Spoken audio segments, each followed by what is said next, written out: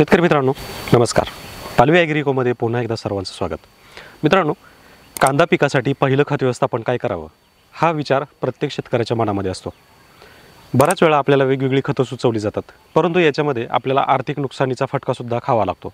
मग अशा वेळेस तुम्हाला एक प्रॉपर मार्गदर्शकाची गरज असते आणि त्या मार्गदर्शक म्हणून आज मी तुमची मदत करणार आहे.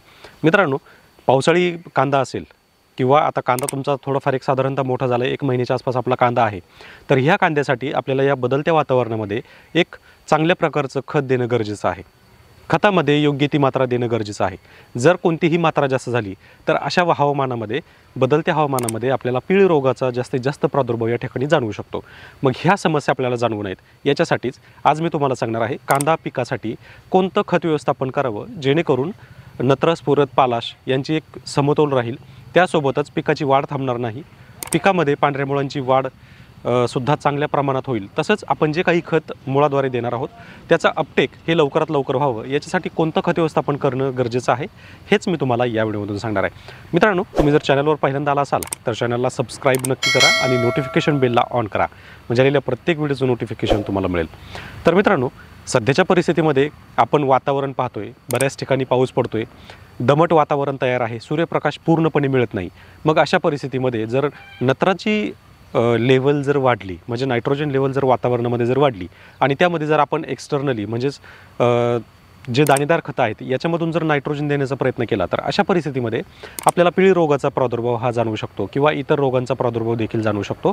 तसेच रसशोषक किडींचा प्रादुर्भावसुद्धा वाढवू शकतो. मग कोणतं खत व्यवस्थापन आपण या ठिकाणी करू शकतो?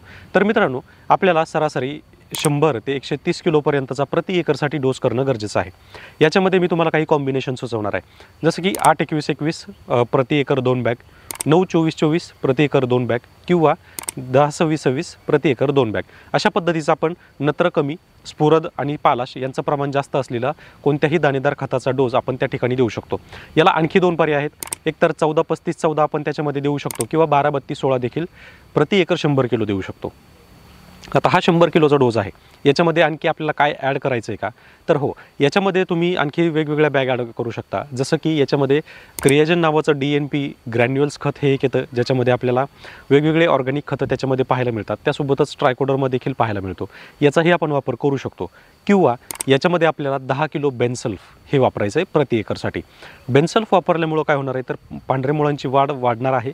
त्यासोबतच जे खत म्हणजे नत्र, स्फुरद, पालाशयुक्त जे खत आपण जमिनीद्वारे देणार आहोत याचा अपटेक लवकरात लवकर होऊन पिकाची जी विकास प्रक्रिया आहे ही लवकरात लवकर होणार आहे, जेणेकरून कांदा पिकाचं जे एक सर्वांगीण वाढ आहे तर ही सर्वांगीण वाढ आपल्याला झालेली पाहायला मिळेल. त्याच्यामध्ये मान असेल, दांडा असेल, त्यासोबतच पात असेल यांची चांगल्या प्रमाणामध्ये वाढ झालेली आपल्याला पाहायला मिळते. आणि त्यासाठी आपल्याला स्फुरद व पालाश या दोन्हींचंही समप्रमाण किंवा मिळतं जुळतं प्रमाण देणं गरजेचं असतं. तर मित्रांनो, तुम्ही देखील ही चूक करत नाही ना? तर नक्कीच नसाल तर पालवी ॲग्रिकोचे आमचे व्हिडिओ तुमच्यासाठी अतिशय महत्त्वपूर्ण ठरत असतील. मित्रांनो, अशाच मार्गदर्शनासाठी आमच्या पालवी ॲग्रिको चॅनलला सबस्क्राईब करा, नोटिफिकेशन बेल ऑन करा आणि असे व्हिडिओ जर तुम्हाला आवडत असतील तर आम्हाला कमेंटद्वारे नक्की कळवा, ज्याच्यामध्ये आम्हाला समजेल की तुम्हाला किती माहिती तुमच्यापर्यंत पोहोचते आहे आणि कोणत्या माहितीचा अजूनही तुम्हाला पूर्णपणे पुरवठा होत नाही आहे, जेणेकरून आम्ही तुम्हाला तुमच्यापर्यंत अतिशय महत्त्वपूर्ण व्हिडिओ तुमच्यापर्यंत पोहोचू शकतो. धन्यवाद.